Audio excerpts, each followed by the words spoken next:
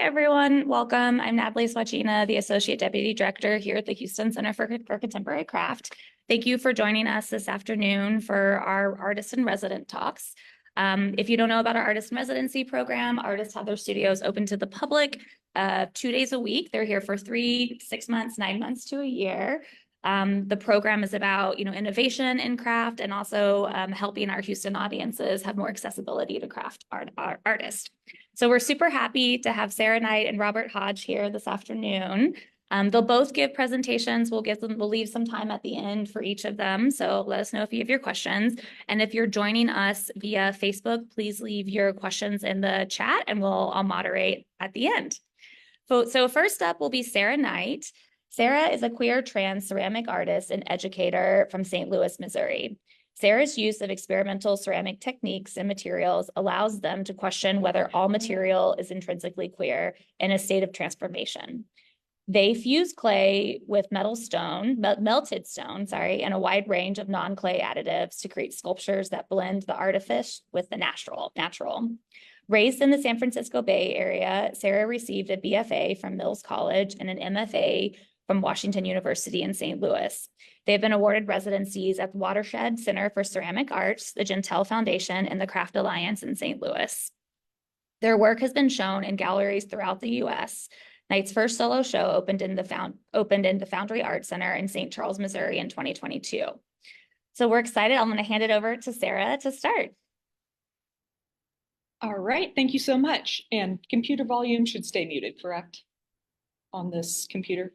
Okay, thank you. All right, so hi, my name is Sarah. My pronouns are they and them, and I'm a queer and transgender artist here at the Craft Center. I am the resident ceramic artist, and I'm actually going to be giving a presentation on some of the questions that I've gotten during my open studios in the 6 months that I've been here as a resident artist. So I'm going to do a little bit more background into how and why I use the materials that I use. And it's going to be less of a formal presentation of finished work because those are on my website and in my studio.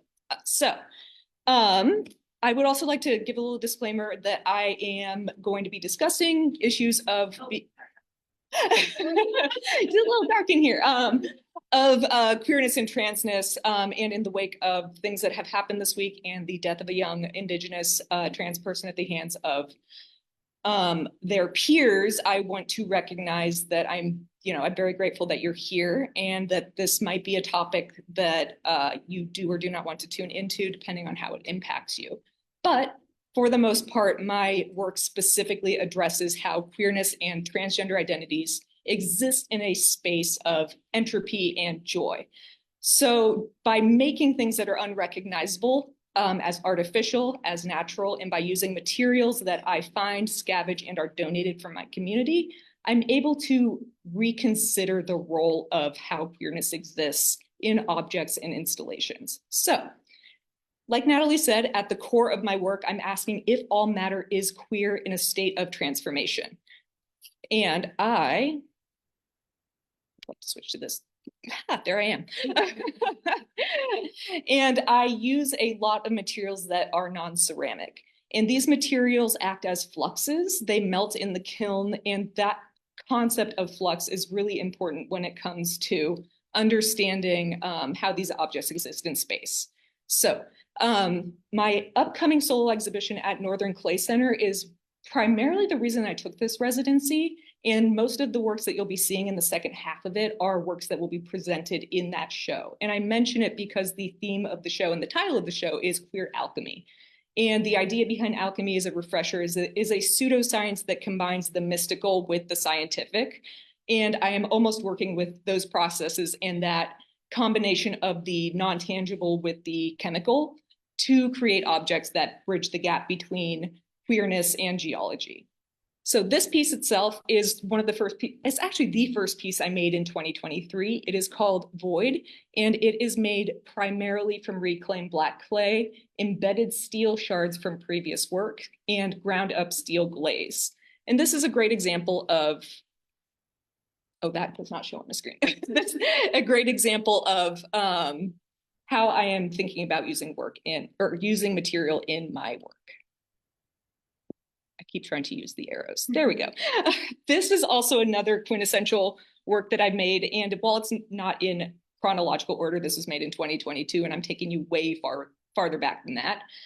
Void was fired in cone 6 oxidation. I have not used atmospheric firing in my work, in a steel crucible to melt the stone and glaze together.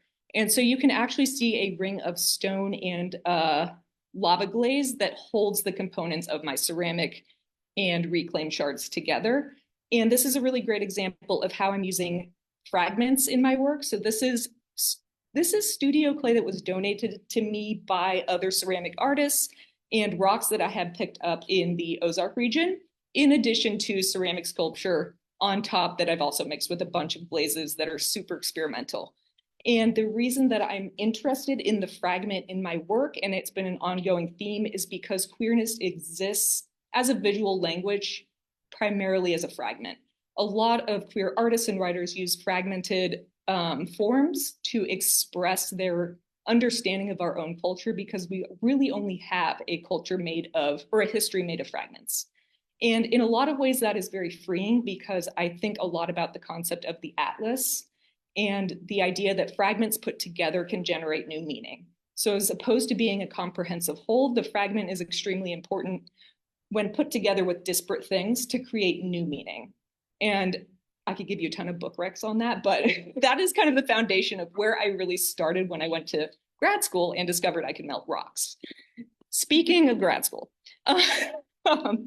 this is a process I developed while I was in grad school. I wanted to give you a little bit of an up close of what things look like for me in the kiln when I'm using a process of creating a crucible. Like, what does that mean? When I'm putting rocks in there to melt, what does that mean? And how that looks when it comes out of the kiln. Because a lot of the work that I'm making here at the center doesn't use this process, because it's a community kiln with community shelves that I don't want to mess up.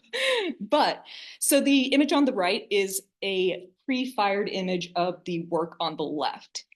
And I created this work by creating a steel tube, melting rocks inside of that tube, and then excavating the ceramic components of it. So on the left, you can see that there is melted stone, and it is actually held up primarily with embedded shards of Yoko Ono's men piece.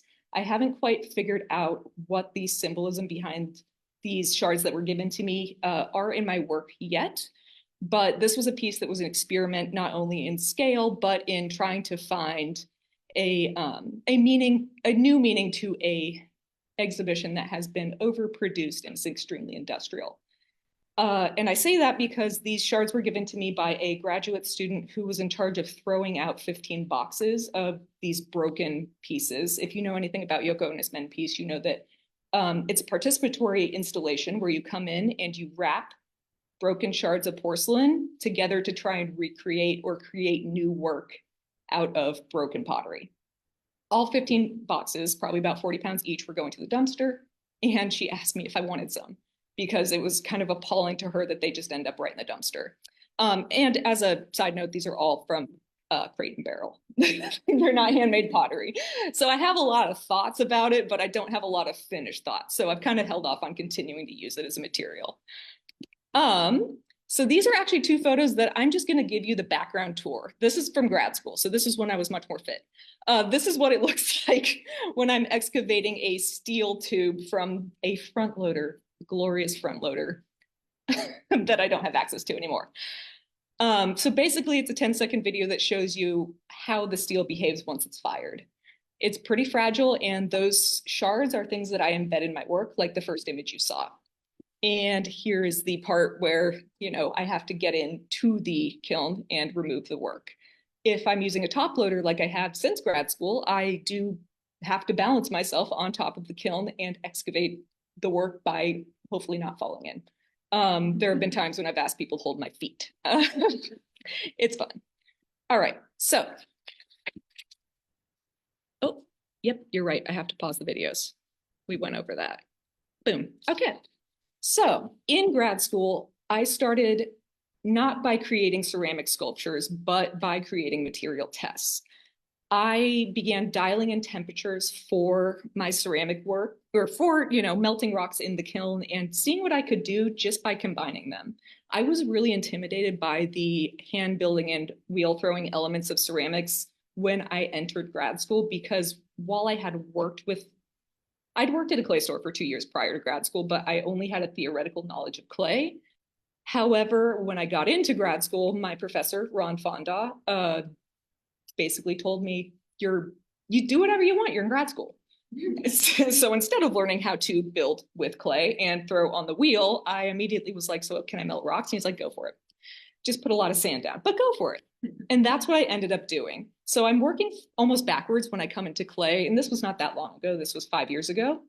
So I feel like I'm still relatively new to ceramics. So this was a test of how I felt about finished work. I wanted to take the material tests that I was doing and turn them into real final pieces and kind of challenge myself to understand how an art object can be displayed for other people.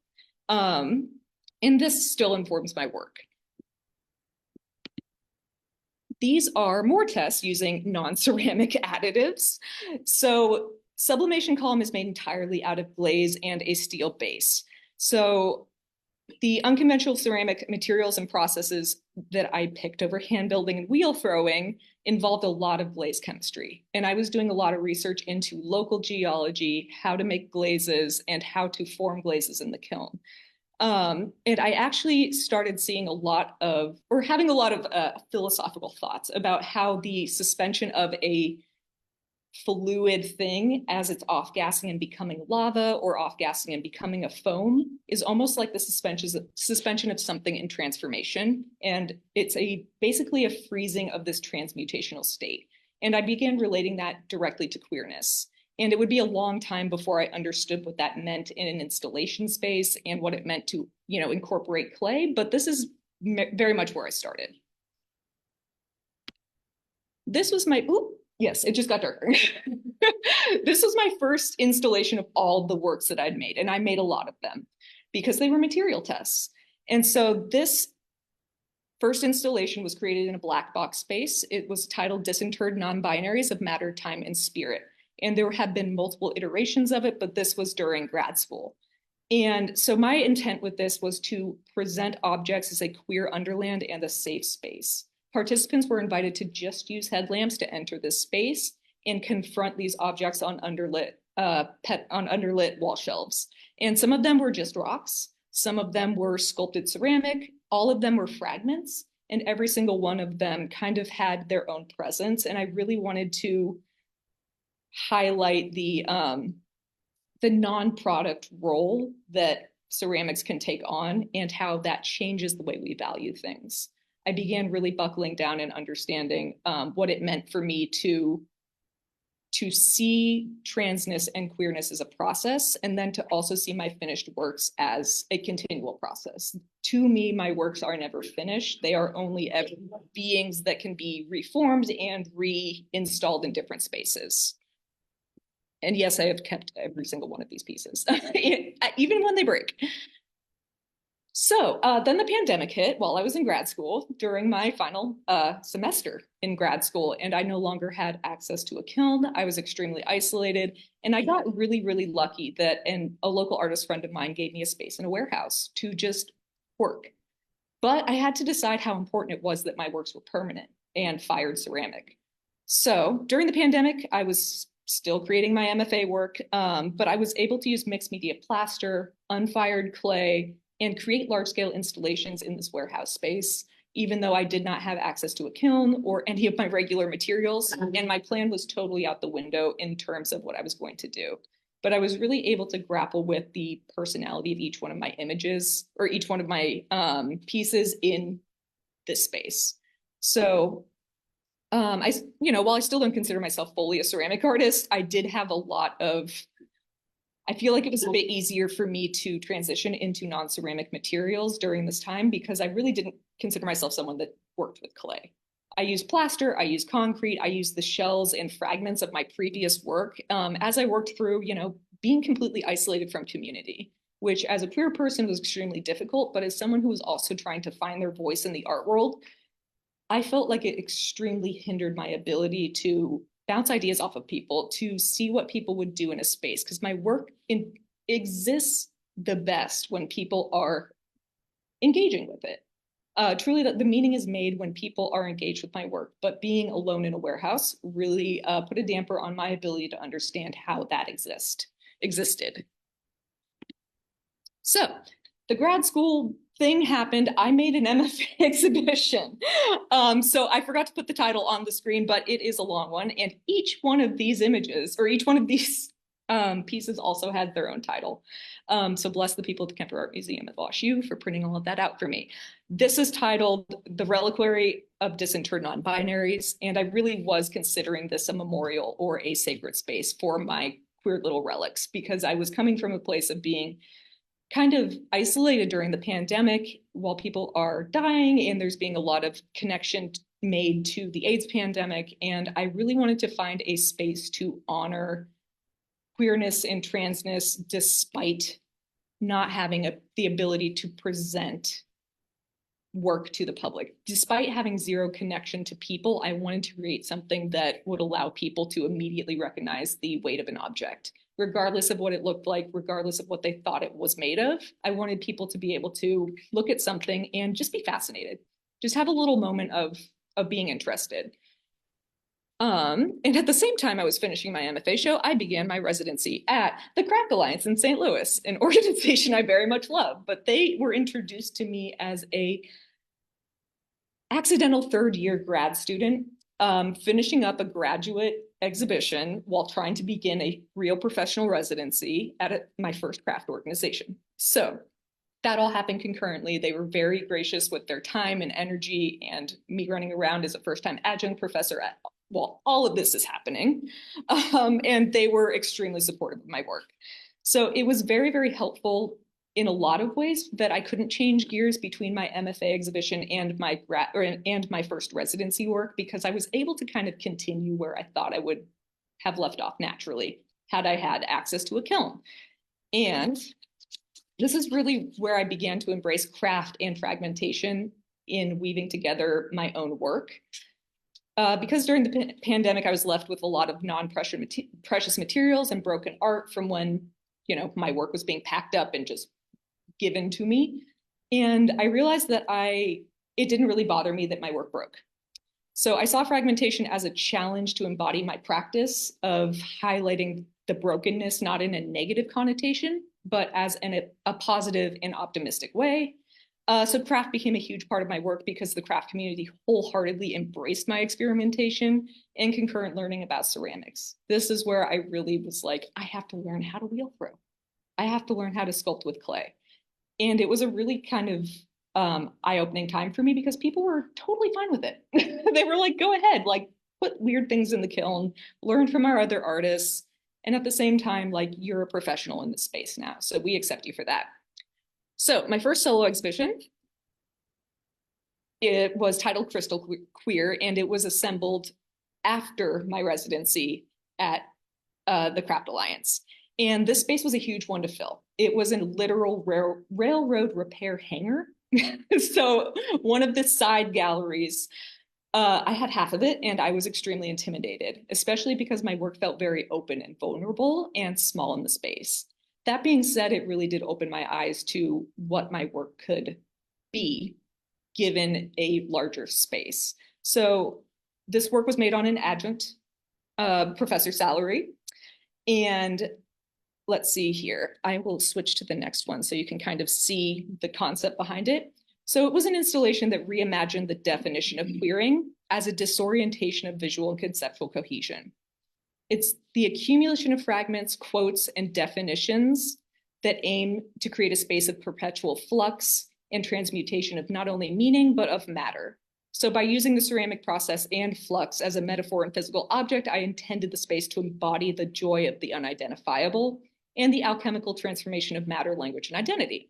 So you can see that I have multiple words like the etymological origins of queer, which is off-center, to twist, to open to suspicion, it's a quirk, an artful evasion, or artifice. That's really where my work took off and became almost like pointing out the similarities between connotations of words.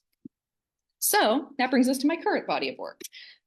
This is to offer up a grain of sand, and there are a lot of works in my studio here that resemble this, but I wanted you to see where the idea started and where it ended up.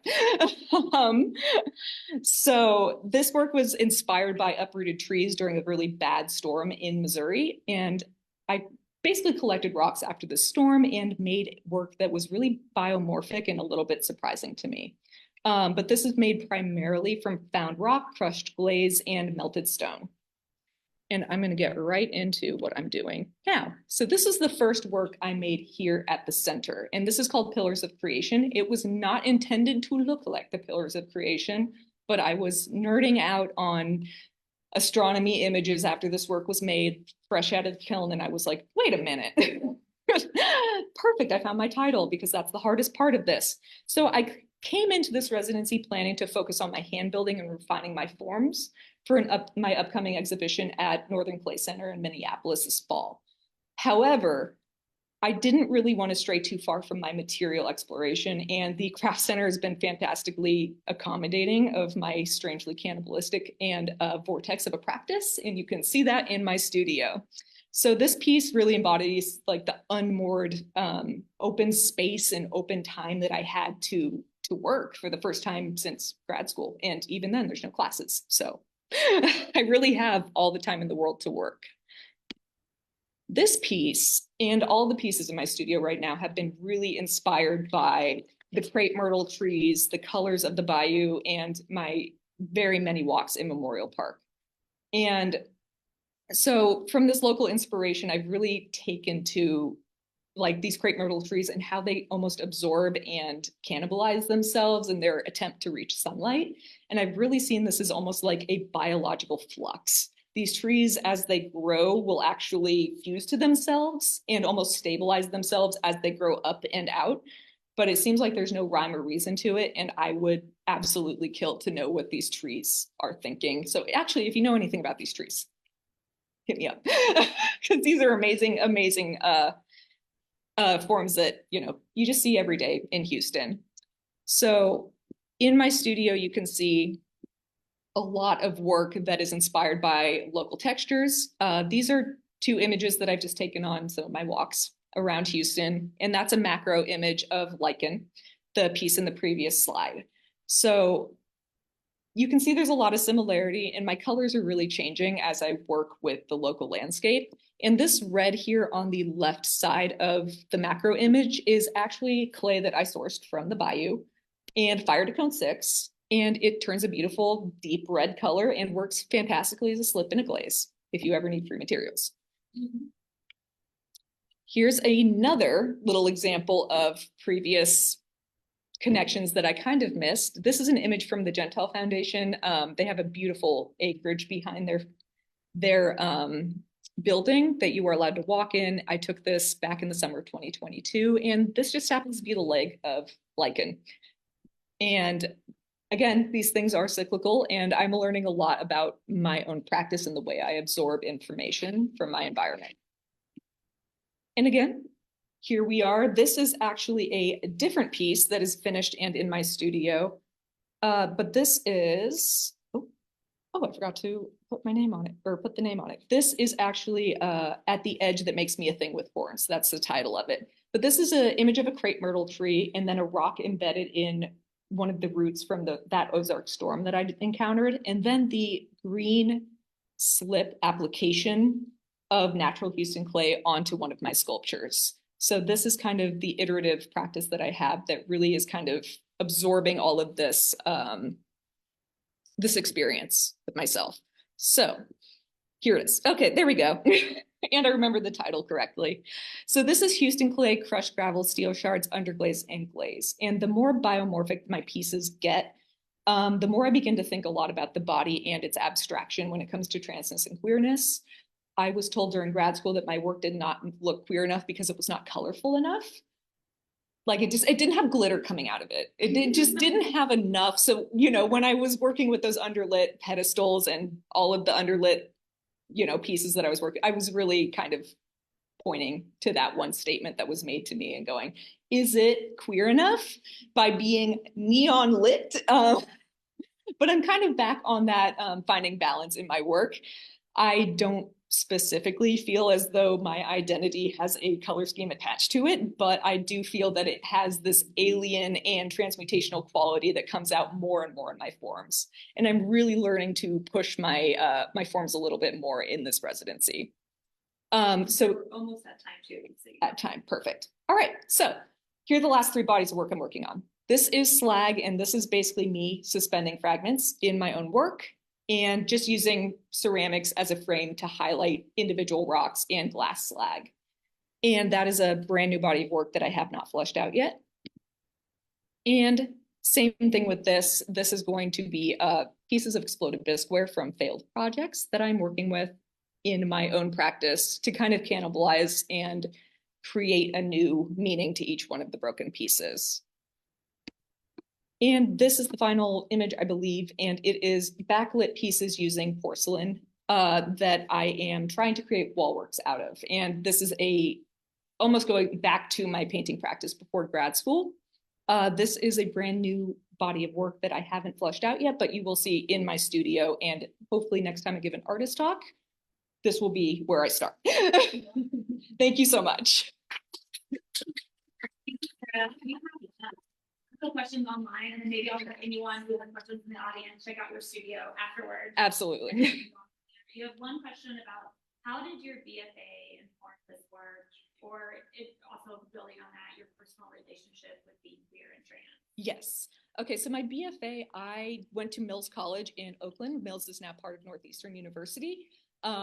I did not have access to a ceramics instructor during my undergrad. I actually enrolled at Mills because I met Ron Nagel, and he gave me my tour of the art facility. And I was like, this guy's just really cool. I wanted to learn from him. I didn't know who he was at the time. If you're a ceramic artist, you know who Ron Nagel is. I know now, but he retired the year I went into Mills, so then they got rid of the ceramics department. So ceramics has haunted me my whole life, but I did not get to work with it. I came out as queer and trans during my first semester of undergraduate. So I was 18, 19 at the time. And it very much changed how I viewed myself as being an artist. So a lot of my BFA work was related to my queerness primarily because I began material experimentation very early. I really was making expressive paintings on glass using acrylic, and I was peeling them up and putting them around forms, trying to bring my experience of trying to be an expressive painter into 3-dimensional space to confront people with that object. Because that painting was my way of kind of being messy and not knowing who I was and not having a figurative understanding of my own art practice or my identity. And so surprisingly, my work now is not all that different from those strange pieces that I was making in undergrad. But it was a really experimental time for me. However, I did take 3 years off after undergrad because I was burnt out and very disillusioned with art. But obviously I got back into it. We'll do one last question, then we'll move on. The last question is the proximity of the structures in your MFA exhibition due to space limitations? That was one question. And was there a collection of sediments that led to specific positions on the platform? Yeah. Okay. So during my MFA exhibition, all of this was designed and planned out during quarantine. So my MFA, I was given kind of like a plot. Everyone was given a plot. We were able to kind of say, like, this is my space need, and Kemper had to accommodate us, which was difficult because we had a decently large group, but also because we weren't able to talk to each other in person and plan it out in space because we were all isolating. So yes, the proximity of my works was kind of pushing the edges of the little plot that I was given, but it was also with the understanding that I didn't want to encroach on other people's space. And so when they were arranged on the platform, they were primarily arranged according to how they interacted with the light boxes beneath them. So a lot of the colors were actually me playing with color theory and the chemical reactions of the pieces that I had made. So while there wasn't really a rhyme or reason in terms of material, things that turned out green in the kiln were placed with an underlit pedestal that turned them gray. So that would be a pink or red pedestal to kind of neutralize that color. And then when you went around it, you would see the green again. So I was really working with playing with the color of it, and primarily again to question, like, is queerness, does it really have to be this loud? Thank you, Sarah. Sure. Thank you so much. Thank you. What was that?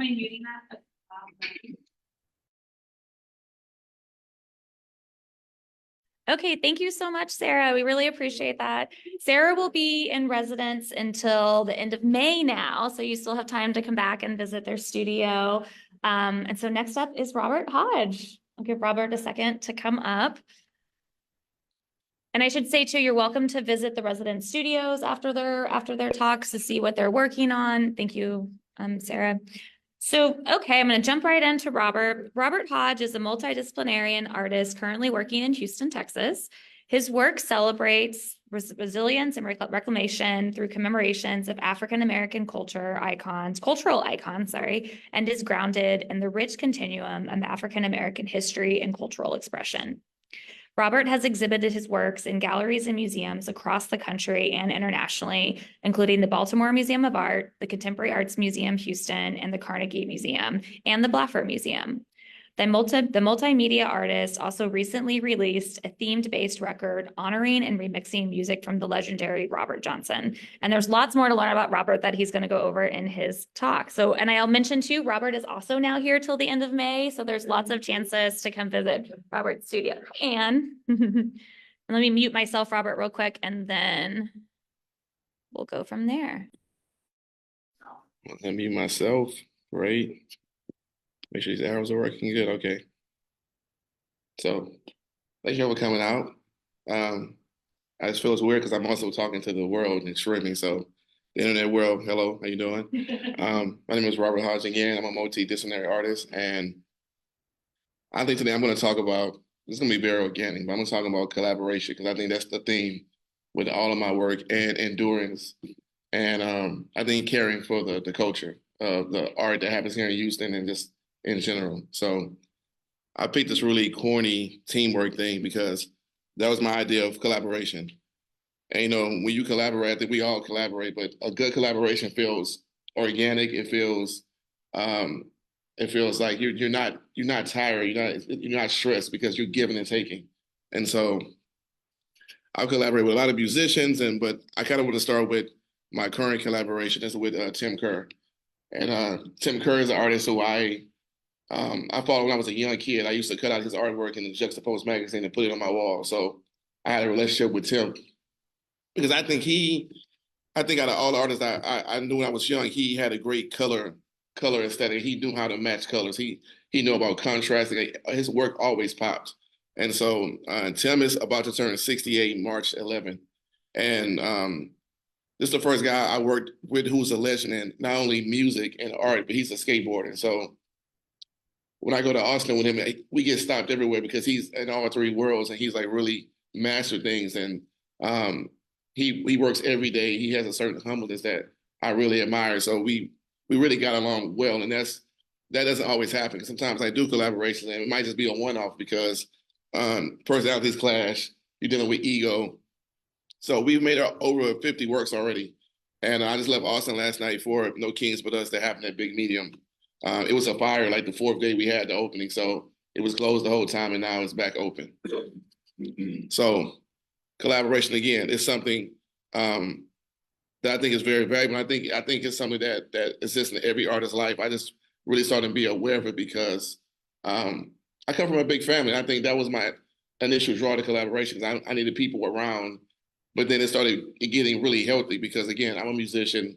I had love for making records. And when I was really young, I couldn't really separate being a visual artist and a musician.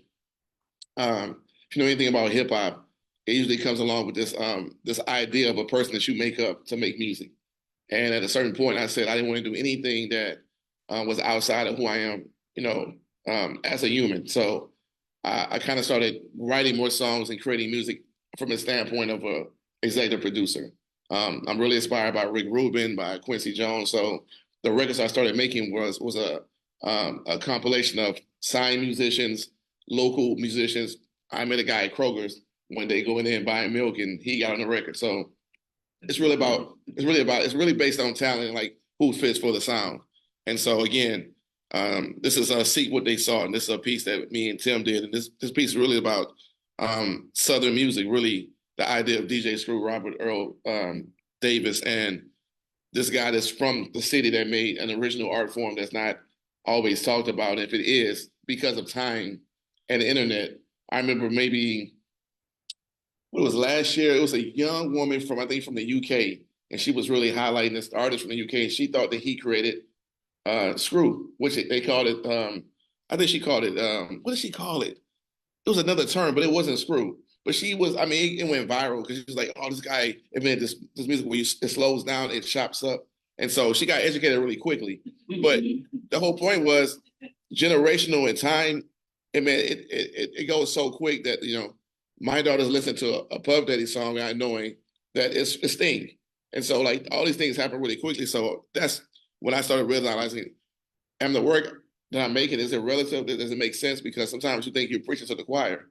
And then again, I started interacting with young people, and having a daughter keeps me abreast that this work is necessary. And it's like a journal entry. Anytime I learn anything new, very simply, I just create pieces about it that way I can transfer information. And so that's like the easiest way I can explain what I'm doing and why it's valuable to me to keep making the kind of work I'm making. This is another piece. I'm just showing a few works from me and Tim. This is a piece about Malcolm and his relationship with Muhammad Ali and Martin Luther King. And, you know, the background is the Audubon ballroom where Malcolm was assassinated. And so, you know, Tim has a very close relationship with me about what kind of work he makes and why he makes it. And it's the same, I think, standpoint of honoring people that could get lost. And they say lost in the sauce, lost like just, I mean, like these original bluesmen, these guys that did music that's no longer popular. Which is to a point with music, man, you know, especially with music that kind of started with African American people, that the music kind of gets thrown away. It gets like to a point where it's not popular, and then it can easily get erased. And so we're talking about blues, we're talking about jazz is in a moment where it could be extinct. You know, we have some artists who I know, like Robert Glasper and Jason Moran, who modernized jazz, but it's still in a troubled spot, I think, where again, you don't hear them, you got to really seek to find the great music. Sorry about that. Let me get my arrow. All right. I don't know what happened. I'm missing my arrow down here. There we go. All right. So 6 degrees of separation. Why is it serious? I started curating maybe 4 or 5 years ago, and I was very cautious about it because I really respect curators and the work that goes into it, the amount of research and writing. And so this 6 degrees of separation is something that happened very recently at the Hogan Brown Gallery. And this gallery is in the historic El Dorado Ballroom that's been probably there for 100 years. But, you know, it had this really great remodel, I think like $10 or $12 million. The building was modernized and kind of put back to its original form with the original floors and kind of like what the ballroom looked like in that time period. Added an elevator, which of course it needed to be there. And so this show to me was, when I talk about the care of the culture, it's like, okay, I've been an artist my whole life. I'm over 20 years now of being a mixed media artist. And then you start thinking, what about who's after me? Like what's their journey look like? You know, what can I do in the time I have to make it easier, make it highlight artists I think are important, are making great work. And so that's kind of how I stepped into curating. And I really didn't ask for it. It's really something that's kind of given to you, because I really just want to be in my studio and make it work. But it's not how my DNA is not made up that way. So this show had elder statesmen like Jabari Anderson, Lovey Olivia, you know, Ann Johnson, who I love, was in the last exhibition. So these shows are kind of a mix of emerging, mid-career, and established artists. And I think it's important for that neighborhood to understand these great artists we have in the city, how they're making work, how to buy work, because people don't understand that you can make a payment plan, and artists love payment plans. We love to know that. I don't care if it's $100, it's coming every month. So that's great to really show people the take back the veil and show them really what happens in the commercial gallery. And so that's what Hogan Brown is about. It's honoring entrepreneurship. Chef Chris Brown he's the operator of the building now for 10 years. And so Chris' mother invented the crescent roll. So he comes from a line of chefs and entrepreneurs. And so Hogan Brown is that family like from the 20s and 30s that he wanted to honor. So that's how the name Hoagie Brown came into existence. So these are some artists. This is Crystal. This is Josh. These are really young artists. Crystal is still at the MFA program at U of H, and Josh is a DJ. He's a artist. He's making these amazing clothes. And so again, it's great to see artists making multiple things and really doing these things at a high level. And so again, it's about honoring past, present, and future. And this is like a big shot of the gallery. And it's not that large, but it looks really clean. It's really contemporary. And I think, again, it's a really great space for people to really engage art in the neighborhood in a different way. When we first started, Chris was like, hey, I want these paintings to be really affordable. And I was like, well, instead of looking from that perspective, let's think about having things like a normal gallery, but just giving insight again to how to collect payment plans and giving artists that are at a different plateau in their career, give them the opportunity to make smaller works so people can afford it. So you can still buy into an artist's practice, but not have them make these things that they feel like they're having to sacrifice anything as far as like the work they're made to get to that point. If that makes sense. So this is phase 2. So phase 2 is it's the second part because I couldn't fit everybody in the first phase. So I just made a second phase of 6 degrees of separation, which for me means that I met all these artists in Houston. I met some outside of Houston through artists that I love. And so it's all my work is about, again, that we're all interconnected. We all have a relationship with each other somehow, some way. You might not know somebody personally, but there's always a friend of a friend. I mean, so I just keep that in mind when I'm interacting with people, artists, and just in my general life, because if you treated people like family, like we all knew each other, then I think, it'd be a completely different situation of how we engage others as humans. And so this particular sculpture up front is this guy that I met, and forgive me, it's over 100 artists in the show, like both of these shows, but I met him in the alleyway in 3rd Ward. He's from Santa Fe, and he was making these sculptures out of plants and all kind of natural materials, and he would paint it where it looked like it was almost a bronze sculpture. And so I really was excited about like finding these little treasures in the neighborhood of people that just need an opportunity to show their work in a space that they can honor themselves and the work. And because again, he made a makeshift gallery outside. I mean, he put up these plywood walls, and I mean, it looked really great for what the resource he had. I think he was living out the van, so I felt really compelled to get him, in some shows and get his work out there. Then you have people like Preston Gaines, who's he's doing a residency at U of H, but he was formerly an architect, and now he's making this amazing work. So, Romeo Robinson in the back, he's a 72-year-old figure painter that's just simply amazing. I just think, again, just highlighting people that are already doing great work and people that have kind of no visibility. So again, I consider this part of my practice. I mean, it's not actually making work, but I feel the same sensation I feel when I make a great painting, curating the show, working with artists, giving them, any kind of information I can share, whether it's grant writing, whatever it is. I mean, why not? And so I came from an era where I had some mentorship, but it was a lot of gatekeeping, a lot of people that got information and they felt like it wasn't a space to share that. And it's plenty of space, I mean, if you believe what is for you, then it's always a room to share with somebody. And again, if you just worried about yourself, what about the culture of Houston? What does the art scene look like 30 years from now? I mean, if you can contribute to that, why would you not?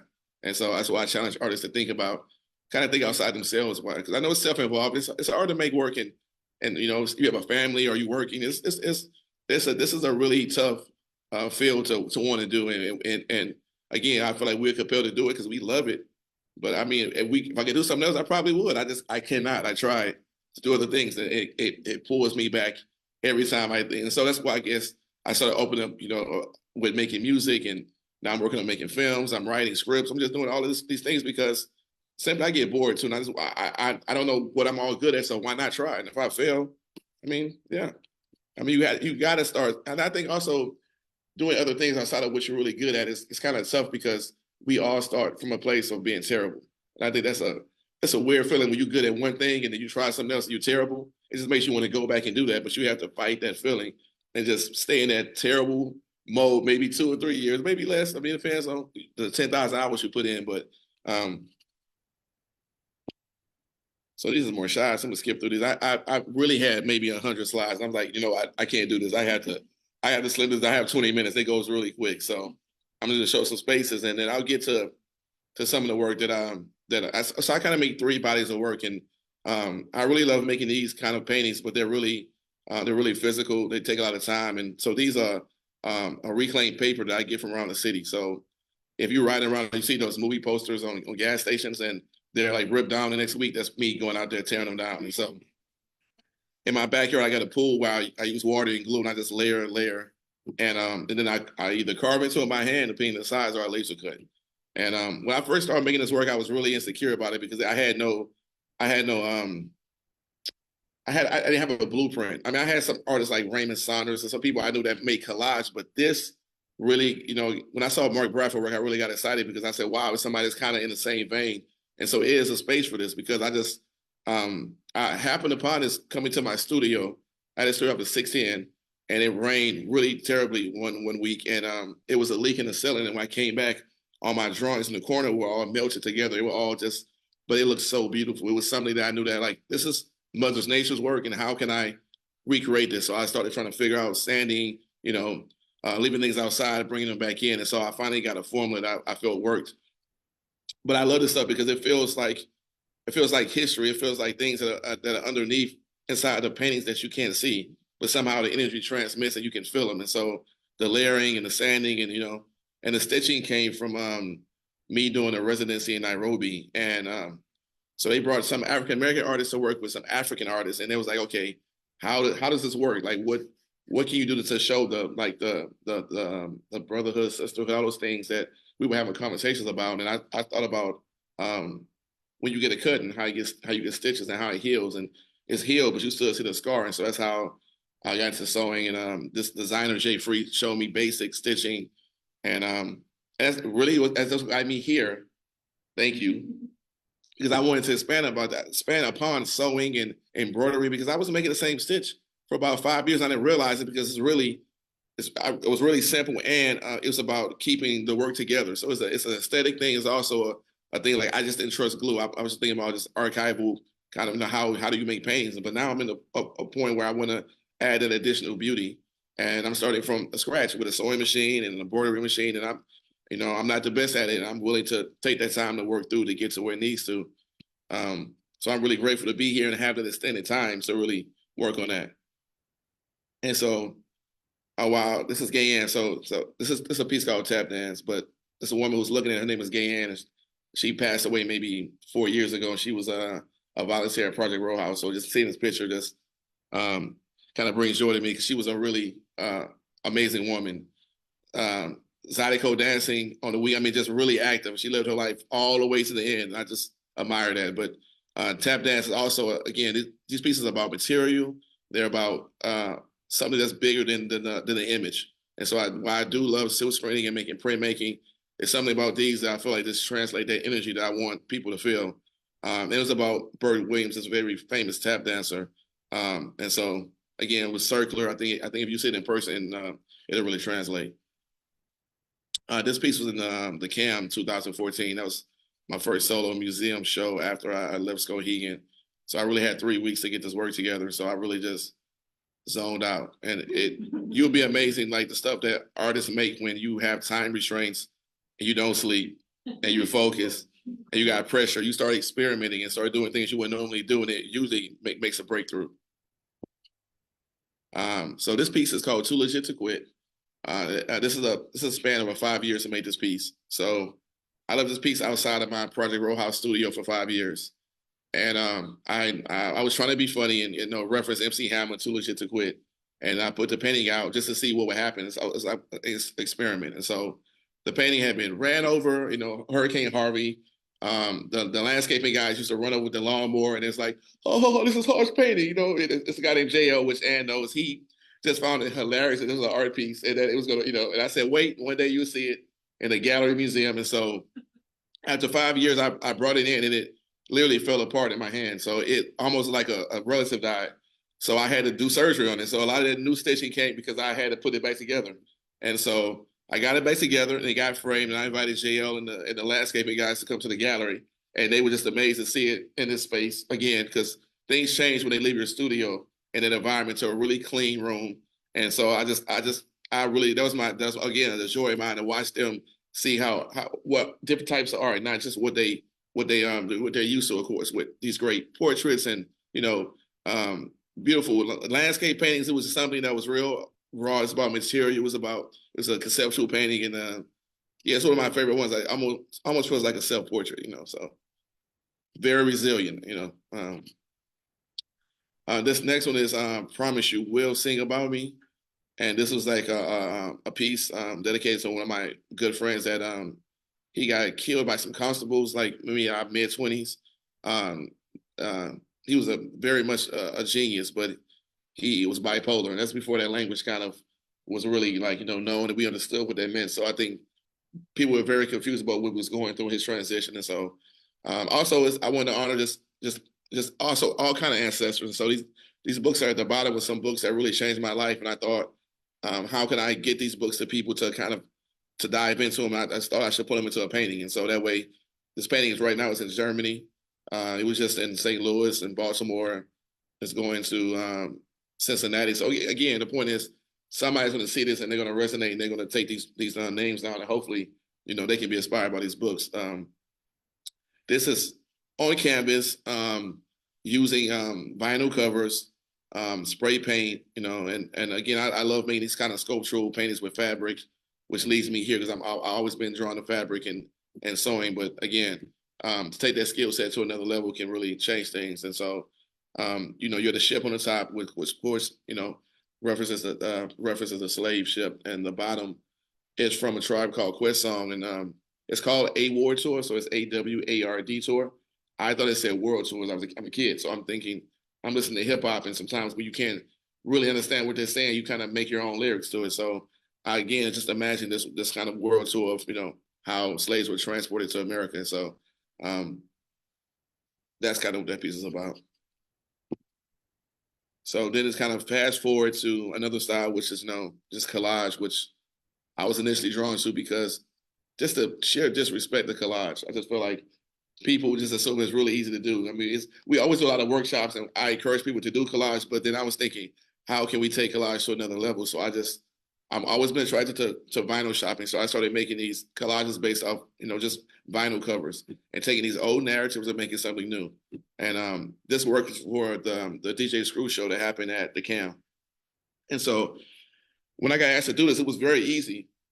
But I think me and DJ Screw have a similar practice, which is like, again, taking existing songs and images and chopping them up and then making something new. So I just was just thinking about him the whole time making this. And so that's why I got chopped from. I just want to kind of use some of the words and language that describe this music. And as you see in most of my collages, you always want to find Elvis, because he's that logo icon for me for theft of Black culture without giving reverence back and without giving acknowledgement. So I kind of use him in a lot of the work. So he's kind of always kind of peeping behind scenes of the collages. So there's another one. This is Southside. We roll on choppers, and choppers are, again, these set of style type of rims that you might see around the city. You might see like an old school car with a bright color candy paint. You might see these long things coming out the wheel. That's kind of what that is. And so again, these are 20 by 20. This is all vinyl covers, reclaimed paper, sewing, stitching. So these are really fun to make. But again, I love taking old narratives and making new things out of them. And if you look close, you can see a portrait of DJ Screw in the O of the roll. Again, it's more. I'm gonna speed it up. I know this time is going. So these are kind of more close to what I'm making with the collage. So these are still vinyl covers, but now I'm like using a large Epson printer. I'm making them larger. I'm silk screening. I'm making like these small hand paintings and adding them to the collage just to make it a little more volume. I wanted to make them a little bit larger. This is called Welcome to Oscarville, and it's about Lake Lanier. And the story of, again, this always kind of starts with the story of some kind of sexual assault, and then people come into this town of Black folks when they're doing really well, and they kind of take over the town and push them out. And so that's that story. But I also try to, I also never try to forget that I'm making a painting. So I always think about color and composition, and I kind of make these little sarcastic jokes, and then like Charlotte Moore on his wells, kind of in the lake, you know. So it's always these things that have some humor, but they're dead serious topics. And so it kind of keeps it in a balance where if you want to deep dive in the collage, you can, but also you can just enjoy it for being a great collage. And this gets to the part of more collaboration. And this is the current album that I've been trying to put out for a while. The pandemic also affected everybody's life and practice. And so it took me a few years to actually get the vinyl because also vinyl had a resurgence. So all these major companies are Interscope, they're making vinyl and all their artists want vinyl. So the little guys, we got pushed to the back of the line. So it took almost 2 years to get the vinyl. But this album was really fun to make and great because I got the residency at Art Pace. And when I got to San Antonio, I didn't know what the hell I wanted to do. I mean, it's really a Catholic city. It's primarily Latino. So it's very little African-American culture. And I was talking to Gabriel Martinez, and he was like, man, you know, Robert Johnson made a record, you know, out in San Antonio. So I started doing the research. I reached out to the Sheraton, and they allowed me to get a room for a week to make a new album. So I wanted to take the original King of Delta Blues and make something brand new with local and national artists. And I was able to make a new record in a week. We made 9 songs. And I'm really excited and blessed because I got to work with Charlie Crockett, who at the time was relatively unknown. And now he's like this huge country star. And so I feel like it's great to have, and that's kind of my thing. I always want to kind of bet on artists who I saw had great potential, but wasn't all the way there, because that's the point. Is like seeing somebody at the point they are and recognizing their greatness and honoring it and hoping that, you know, it'll be a hand coming back and forward to you know, get each other to where we need to get to. And so I wanted to drop this album this month, honestly, but it's not going to drop because I've been having trouble shooting Charlie's Crockett video. He's a very busy man. So when I get that video shot, I'll make plans to drop the record. I have 13 songs so on the digital side and then 9 songs on the vinyl. And I do have a video that I'm going to play for you guys. It was made by Karega Ani, the producer, and Amira Baraka, this really amazing poet, did this speech in Berkeley in 1976. And so we took the poem with permission from his wife, and we put a beat behind it, and we made it into a song. And the video was created by Maurice Duhan, who's a man of many talents. He's a thespian, he's a rapper, he's an actor, but he's also a great collage artist. And I wish he'd do more video work. I believe that's the next slide. Well, no, this is the sleeve for the record. So I'm just giving you a little design stuff. That's very important. So I had the original photo of Robert Johnson. And then the other side is the peephole from the room looking out into the hallway. All right, so yeah, we're gonna do this. How much time do we have? Oh, wow, see, I had 100 photos. It's not, okay, we're gonna get through this real quick. I might stop it halfway through so we can continue. Oh, I need to turn the volume up. So living in Newark, but I guess living in any ghetto. It's called dope.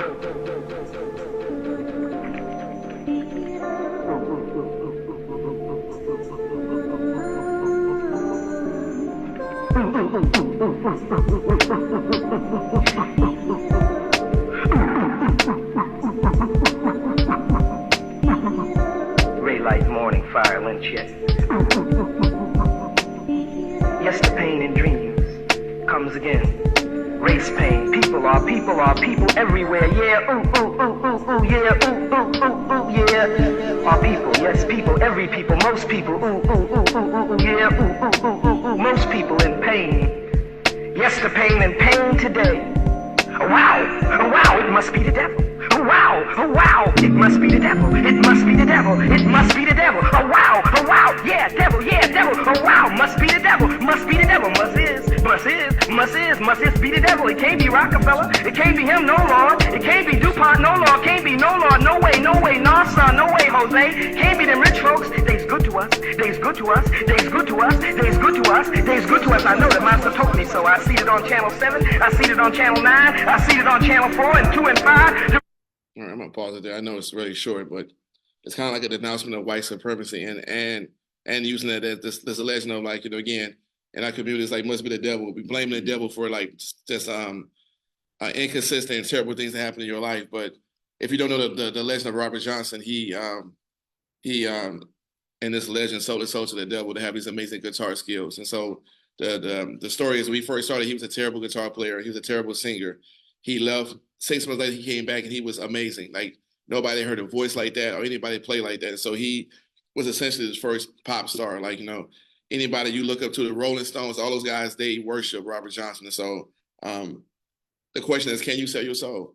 Did he work hard? I mean, I believe in hard work. I know in 6 months you can change your life if you dedicate to it. Or is that possible? And so being in a place like San Antonio, it's all these churches around you. It's very kind of eerie at night. And so I really kind of dived into that. And in fact, a little bit too much. I started reading these books of devil worshiping and all. I kind of started getting way too left. So I had to like really come to a center. Let me do that. I get that back big. Play from the current slide, the second one on your left. Go to your left more, the top left. Right there. There we go. Thank you so much. So I just want to, anyway, that record will be coming out. And so it's very interesting on how people took those original songs and made them something new. And again, talking about religion and these things that are the supernatural and they're real. And so being in that room was very, it wasn't really a great experience, I'll be honest with you, because it was nothing in the room. It was nothing that spoke of Robert Johnson. It was a regular Sheraton hotel room that was $500 a night. And so that was really challenging to be in there because when you pay that much money, you wanna have those relics and those highlights in the room. So anyway, that goes back to Friendly Fire, which is a record I made before with the Station Museum.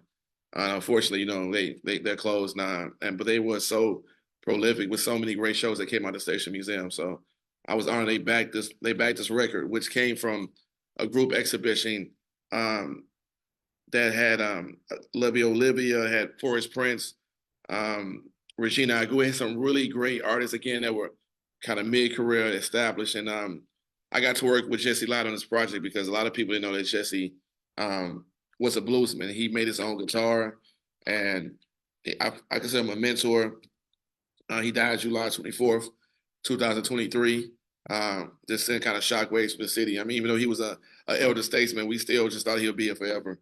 So I want to play this because this was shot in Jesse's studio, and I wanted to shoot it there because if you've ever been to his studio, it seems chaotic, but Jesse knows where everything is in the studio, and the studio itself is an art piece. So we have to end. I wouldn't mind ending on honoring Jesse Light.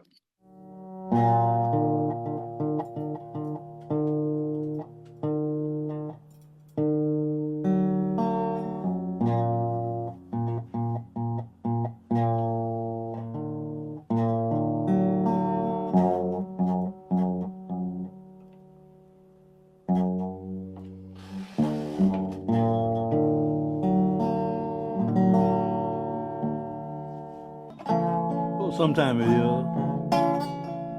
Sometimes it's Shepherd Dog.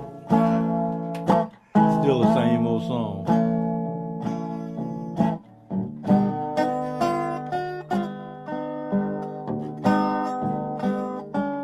Watch this here.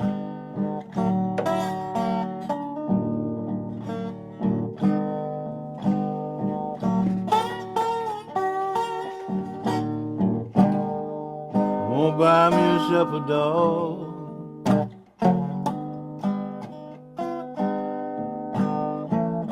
Teach him to watch my baby while I sleep.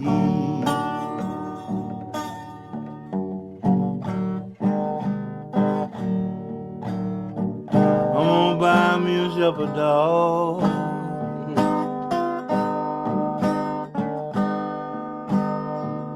Teach him to watch my baby while I sleep.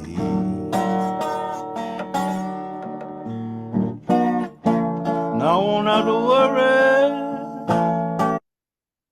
People want the full link, of course, I'll send it out, but I just want to show the studio becomes a character in itself. The chairs, all of it is so beautiful, man. The way his hands were made, it's like that old school concrete hands. You shake an old person's hands, like, wow, man, what were you doing in your life? And so he has that kind of presence there. So I really want to honor that. So out of everything I've done, I'm honored that I was able to do that and spend that time with him. and to have this as a capsule of his, of his life, in the studio. So that's why I say collaboration is like everything in my work, from working with other printmakers to even a framer, everything is a relationship. And so I just try to honor all those processes. Yeah, I don't know. I keep going. I got some time. I keep going. Question from Facebook. They say that you've mentioned your daughter a couple of times. Mhm. And no pressure to answer this; it's too personal. But Yeah. has your work changed in any way from the perspective of being a parent? Oh, absolutely. First of all, her color palette is amazing. So I'm like, thank you. I'm gonna, yeah. So no. She's yes, because you're dealing with human life, and you're dealing with, you get to see something from inception growing. And so, yeah, the way I view human life, women, and, yeah, all of that has changed, and creativity, and see where it starts and how it grows and how you nurture it and you have support. It can even, she's already better than I was when I was 12. She's already surpassing me. I found her drawing from the same age, and it's mind blowing how much better she is than me. So I love it. Yeah. Any other questions in the room? I think I know everybody. I feel like everybody. Yeah, well, you could talk about stitching in Nairobi, the first episode. You and Camille and Levy had the show. Yes, yeah. Love that show. Yeah. And I was just glad to see that you continue to stitch. Mhm. And it just seems like there's such a deep meaning with each piece that the stitching is putting history together, putting pieces together, scarification. All of that, yeah. You think pattern a lot when you're doing this. Absolutely. How intentional is it? Sometimes it's about composition, but a lot of times, really, that's why I loved it. It was due to a necessity. I feel like it needed to be there to keep that in line to where I wanted to stay. Again, glue is temperamental, dealing with temperature, so I thought sewing was something, again, that I know that it would be in that place. But yeah, it's a combination. It's a combination of like what looks great and sometimes what needs to be there. And sometimes what needs to be there doesn't look that great. So I try to hide it with maybe a matching color. And so yes, techniques to make sure that what's happening needs to happen. But I would prefer everything to be, based off its composition and what looks great, but doesn't always happen. Are you piercing or are you using stitching?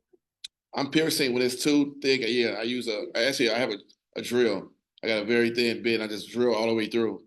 And then I do the pre-drilling, I go in and I sew, especially when it's really thick. Sometimes it's 4 or 5 inches. So yeah.